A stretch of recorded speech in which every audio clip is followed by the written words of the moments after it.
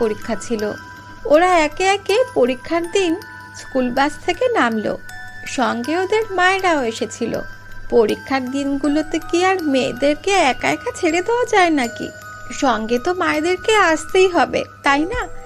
এই কারণে ওদের দুজনের মাই বাড়িতে ভোরবেলা উঠে সমস্ত কাজকর্ম সেরে নিয়ে মেয়ের সাথে বাসে করে রওনা হয়ে যায় স্কুলের উদ্দেশ্যে।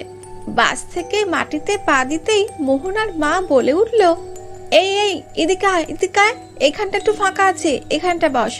আমি তো ঘর থেকে তোর জন্য ব্যাগে করে পেপার নিয়ে এসেছি, এটা পেতে দিচ্ছি, তুই এখানে এসে বস। একটু জল খাবি নাকি মা?